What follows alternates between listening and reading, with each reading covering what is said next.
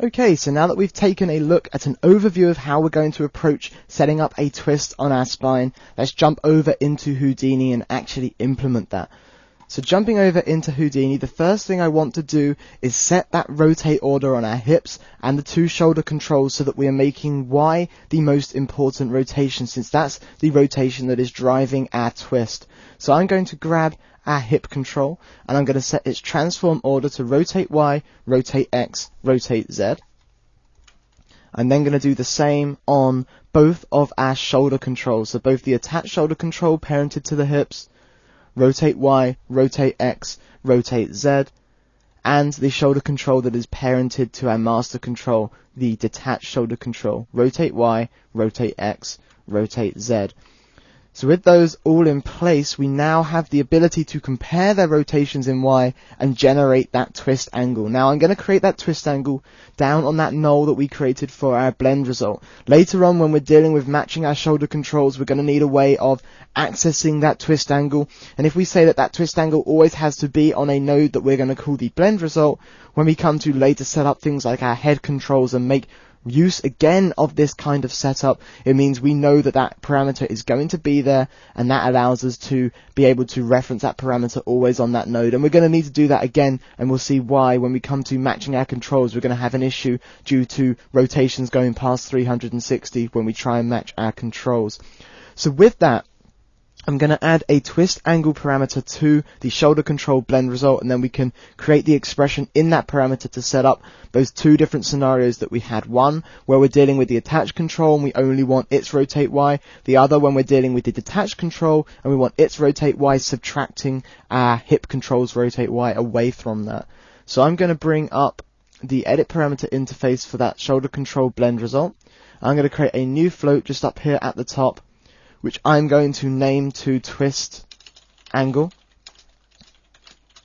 Give that a label of twist angle as well, and if we accept that, I can then bring up the expression editor for our twist angle. Let's make that full screen. So we said that we want to have a value of just the attached shoulder controls rotate Y when we are using the attached shoulder control. That means we're going to again be blending based on that dynamic control parenting blend value. It's going to be a linear interpolation between either the attached shoulder controls rotate Y or the detached shoulder controls rotate Y, subtract our hip controls rotate Y. So when we're attached, we know that our blend value is set to 0. That means we want 1 minus that blend value to get our attached multiplication. So we're going to say 1 minus shoulder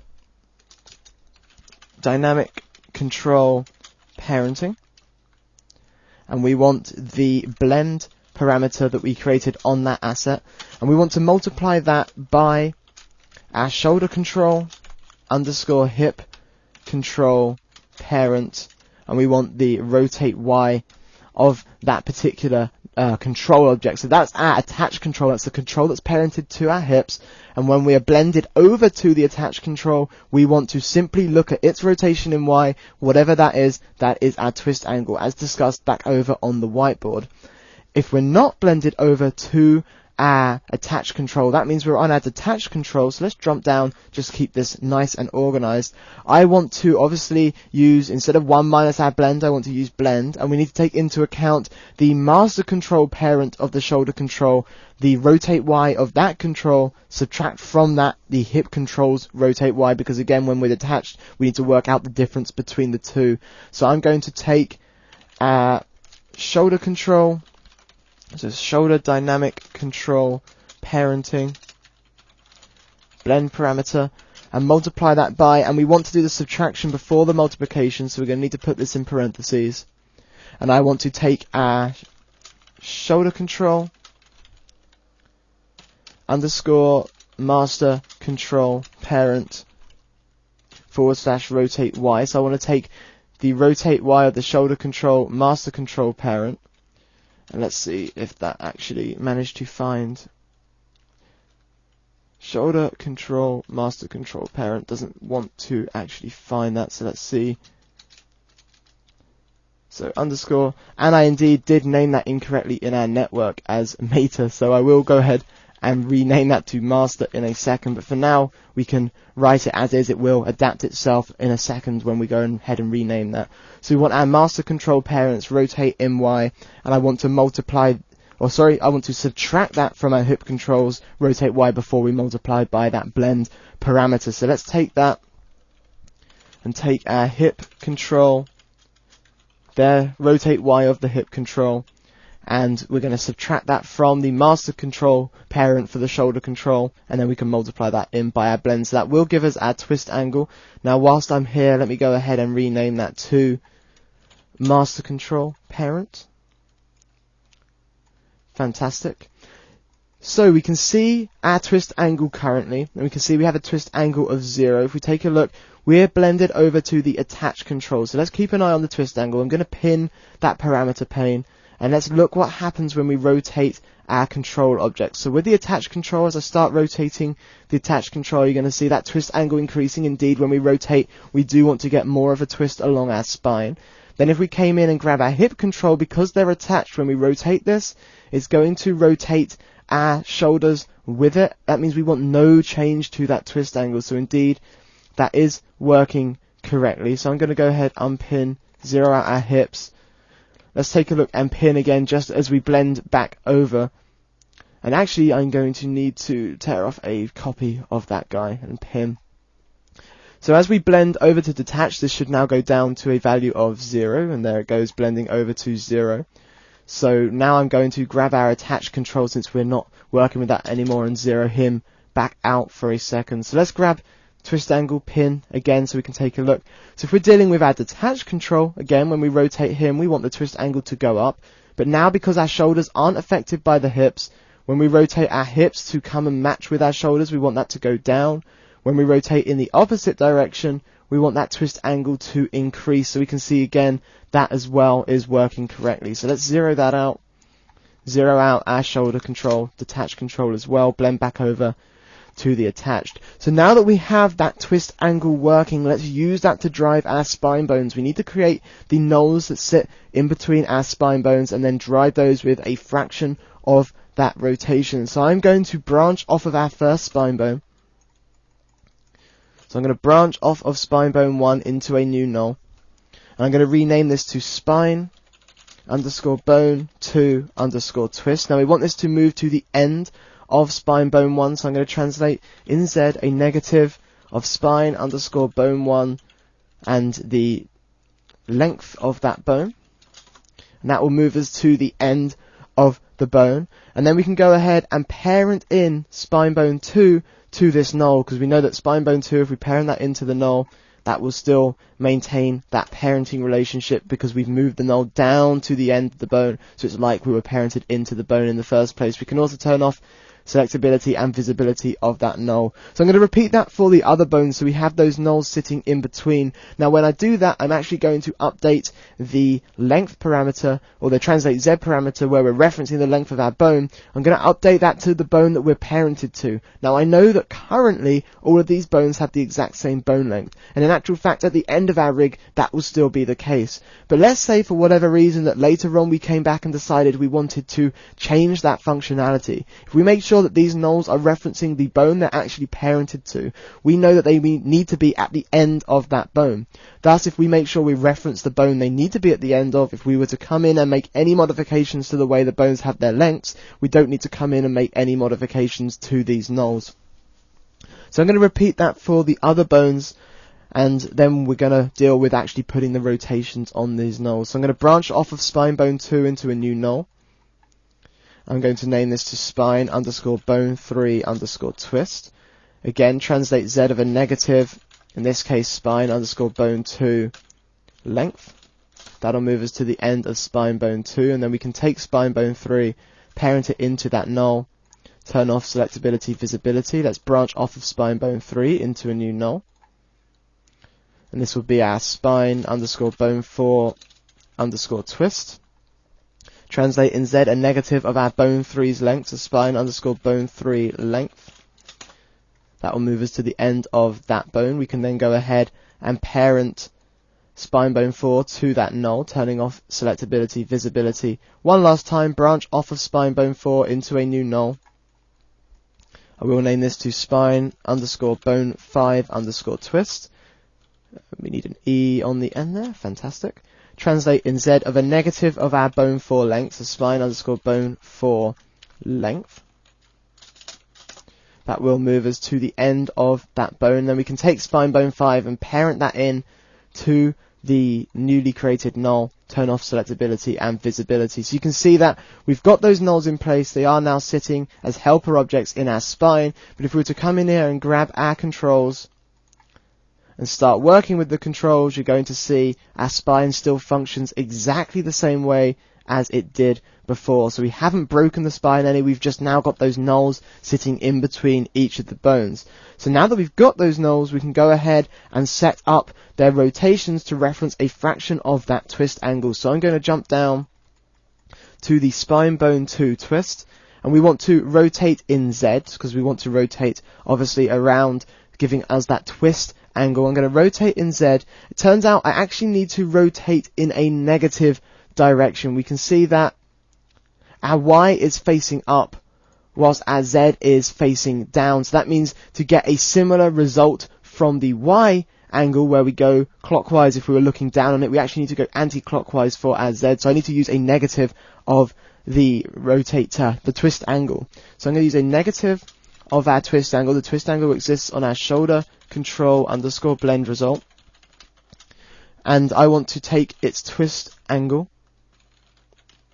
So I want to take a negative of that, but we need to do a fraction of that. We're going to apply it over 4 different nulls. That means that I need to take a quarter of that twist angle. I can now copy that expression and paste that in for the rotate Z on each of the other twist nulls. Fantastic. So now what we have our bones. They are following the curve, but we've also got those nulls that are following with that twist angle, which means now if I was to come in and rotate this, it's going to be hard to see until in a second where we use our twist angle to drive the spine controls as well. But take a look at our bone at the very top of the spine. Instead of simply moving its pivot point around, notice its orientation. It's staying perfectly oriented with the top. That means we are indeed putting that correct twist angle on them. Then take a look at the blue spine bone just down from that. It's inheriting some of the orientation, but not all of it. And as we work our way down the spine, we're inheriting less and less and less of the orientation. If we were to take a look at the bottom spine bone, notice how that's being completely, as I rotate crazy there, that's being completely unaffected by that rotation in Y. That's not getting any twist applied, which is exactly what we want. We're twisting the shoulders, we're not twisting the hips. So let me zero that out.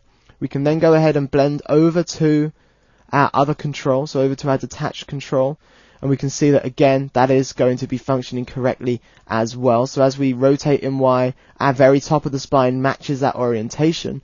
But now we can come in and we can rotate this guy in Y, and notice that he will rotate round and match our orientation, whilst the shoulder control up here, our bone at the very top, still matches the shoulder control's orientation as well. So all of that is indeed functioning correctly. So I'm going to zero out our shoulder control. I'm going to zero out the rotation on our hip control. So the last thing I'd like to do in this video is deal with setting up the rotations that are going to change our linear interpolation on our 3 spine controls, because now we've got that twist in place. I'm going to blend back over to the attached control. Now we've got that twist in place.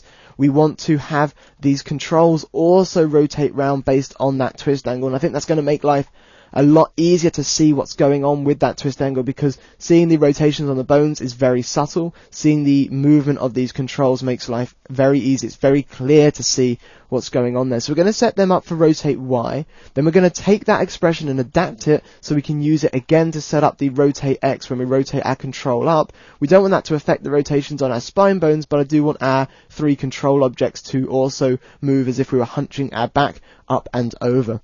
So let's go ahead and hunt down our spacers for these spine controls. And here we have our spine control _1 _ spacer. And I want to take that twist angle and rotate Y, rotate my spine control By that in rotate Y, again, we want to make sure that we are indeed rotating in the correct manner for that. And we can see that we are indeed set up with our rotate Y, if we grab our spacer, facing up, so we want to rotate a positive amount at that angle. And I want to rotate by that angle, in this case, divided by 4. If you recall, this spacer takes a quarter of whatever is at the top. This spacer takes half, and this spacer takes 3/4. So we're going to use a quarter of a twist angle here. We're going to use half of our twist angle here, and 3/4 of our twist angle here. And the reason we're doing that, whereas on our bones we simply had a quarter each time, our bones are inheriting from all of those twists that they're parented into. These spacers are not parented into each other. These spacers are simply working uniquely based on the hip position. So let's go ahead and get spine control 1 spacer in place first. I want to rotate in Y. Let's bring up the expression editor for that. I want to rotate in Y by the shoulder control underscore blend result twist angle. And I want to divide that by 4. If we accept that, fantastic. I can now copy that. I'm going to paste that into the rotate Y for the second spacer, but divide that by 2. And paste that into the rotate Y for our first, or third, the topmost spacer. Take the existing expression and multiply that by 3, so we get 3/4 of that twist angle value. Which means now if we come in and rotate our shoulder control, we're going to see these controls space themselves out and interpolate between the back, rotating round to where our shoulders now are. So you can see that's going to make it a lot easier to see what that twist angle is doing, and see the fact that we can rotate through more than 360 degrees, and how that is a lot different to suddenly snapping back to 0, because we keep rotating, because these are taking a fraction of that value. A fraction of 360 degrees is very, very different to a fraction of 0. So we can see those working. This is also going to make it very easy to see what happens when we have our attached and detached controls. So you can see we rotate our attach, that adds a twist. When we rotate the hips with the attach, everything's moving, so we keep the same relationship there with our twist angle not changing. So 0 that out, and also grab that control and 0 him out. If we were to blend over to the detached control, as we'd expect before, if we rotate this around, we're going to get a twist. But now, because rotating our hips does not affect the detached control, you can see we either go back up to matching and then further than that twist, or we make that twist more extreme based on the rotations we apply to the hips. So I'm going to 0 back out both of those controls, blend back over to attach. So we've got the rotations in Y working on these controls, but we still don't have the X really affecting anything. It's affecting the position very slightly because of the top point that we're referencing being offset, not on that pivot point exactly, but we're not getting that nice hunched back rotation that we were after. So I'm going to take our twist angle that we have on the shoulder control blend result, and I'm going to create a new parameter that I'm going to call control RX for control rotate X. It's going to be the exact same expression, only we're now going to be blending rotate X on our shoulder controls and hip control as opposed to rotate Y. And because this isn't anywhere near as important as that twist being applied to the spine, that's why I wanted the Y rotations to be the most important rotations as opposed to having our X rotations be the most important rotations. So I'm going to create a new parameter on our shoulder control, and I'm going to call this control RX. So control RX and accept. I'm going to grab the entire expression for our twist angle, control C, paste this into the control RX and control V, then bring up the expression editor, and we want to be blending now the rotate X of our 3 control objects. Fantastic. So now we can accept that. And now if we jump back down to our spacers, we can, in there, rotate X, reference that control RX parameter we just set up. So in the rotate X for our spine control spacer 1, I'm going to reference the shoulder control blend results control RX divided by 4. So I want to grab the shoulder control underscore blend result / control RX. I want to divide that by 4 since we are indeed on that first spacer. I'm going to copy that expression, control C, paste that in for rotate X on the next spacer up, but dividing that by 2. paste that in for the third spacer, but multiply that by 3 so that we get a 3/4 of that rotate X value. So now if we come in and grab our attach control and rotate this up, you can see we're getting more of that hunchback approach. We're getting a nicer blend so that we can see going from the back of our hips to the back of our shoulders. We're getting those controls more evenly spaced out, which we wouldn't have been getting before. Also, we can see if we were to rotate this up and over and then rotate our hips, because we're attached, that's not going to change the relationship between these. And again, if we were to blend over to our detach control, as you'd expect, when we rotate the detach control, we get that same behavior, but now when we come in and rotate the hips, we're either going to close that up or even expand that even further, because they're now detached and we're working out the difference between the two.